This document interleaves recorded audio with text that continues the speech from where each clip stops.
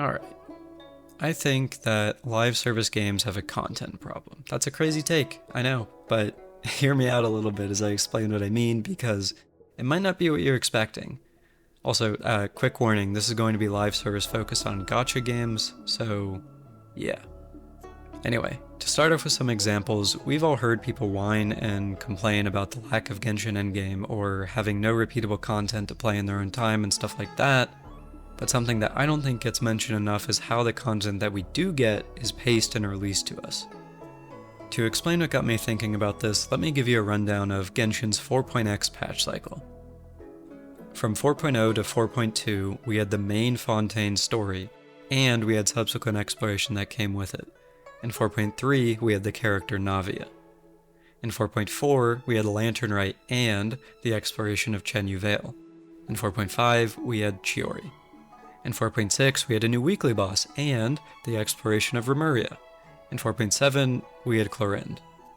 Are you starting to get the picture here? Genshin, as well as other games like Honkai Star Rail, Wuthering Waves, and the like, have a problem where the game is left with patches where there's essentially nothing to do other than get a character and then log in, spend your resin, and log out. Even the patches that do have content very quickly run out of it due to how it's released. I know that this is an inherent issue of live service games. It is completely understandable that with the crazy release cycle that these games have, which is usually around 6 weeks, there has to be some time off for the devs. But I can't say that the way they do it makes it really feel amazing on the player's end. Let me give you an example. I recently quit Wuthering Waves, and this was after playing daily since launch. Granted, it hasn't been out for a long time, but that's besides the point. The reason I quit Wuthering Waves is because of how the content was released in its 1.1 version. That patch actually opened great. We had a small new region almost reminiscent of Dragonspine from Genshin, we had an exploration event, a main story involving the banner character Jinzi, and we had a roguelike that released a week after the patch launched. I'm someone who generally takes my time with exploration and questing, and I even limit myself to at most doing only, like a couple hours per play session. But even though I play that way, I finished all of that content apart from the roguelike just a few days after that roguelike released. And this left me with essentially nothing to do other than log in, spend my stamina, and then close the game for the next 5.5 weeks before the new 1.2 patch released. While you might say, hey, it only took you a week and a half, that means you rushed through everything, stop no-lifing the game and maybe it'll last you longer. My counterpoint is that even if I took it slower, and again, I was not playing at a rush pace, it still would have left me with 5 or maybe 4.5 weeks if I'm lucky, of logging in and logging out.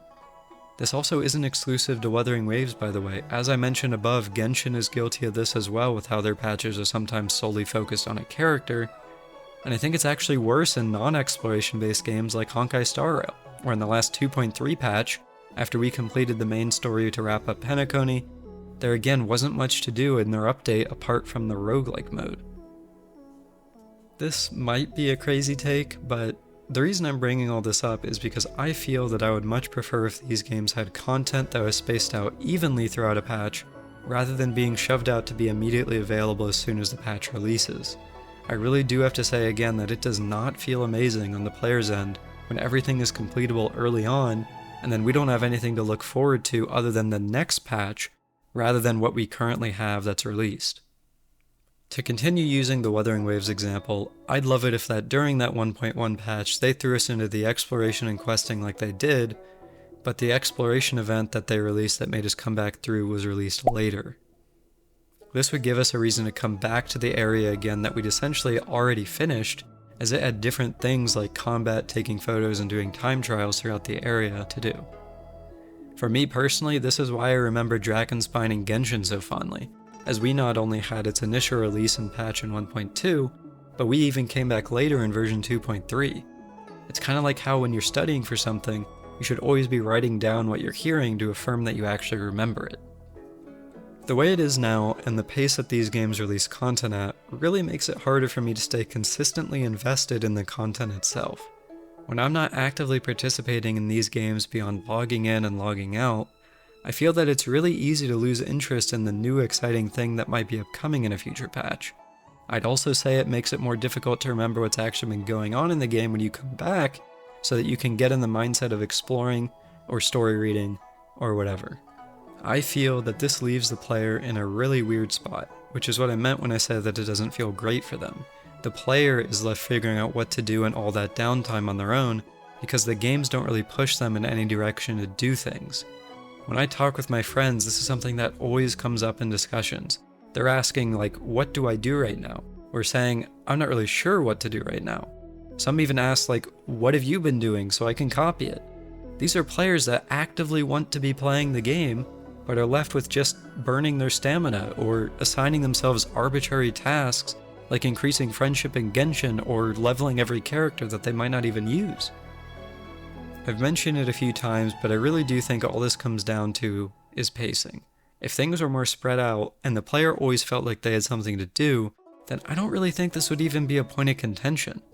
I don't think it's a good thing when you can literally call a patch dead, but it's unironic rather than being a joke.